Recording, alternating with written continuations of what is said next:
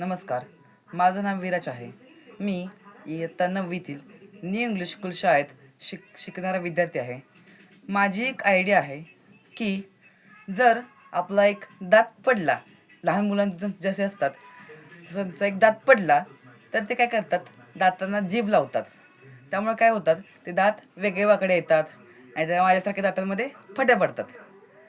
तर काय करायचं, एक प्लास्टिकची मोड तयार करायचं.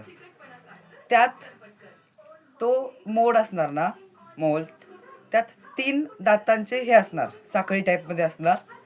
आणि जो दात पडलाय ना त्याच्या शेजारच्या दातांना तो मोल्ड लावायचा. आणि 3 साखळीचा मोल्ड असणार, तो शेजारच्या दातात लावायचा. जो मध्ये राहणार साचा, त्यात तो नवीन दात उगवणार. त्यामुळे भविष्यात जे साखळी दाताला तार बांधण्याचे खर्च असतो ना, तो वाचून जाईल.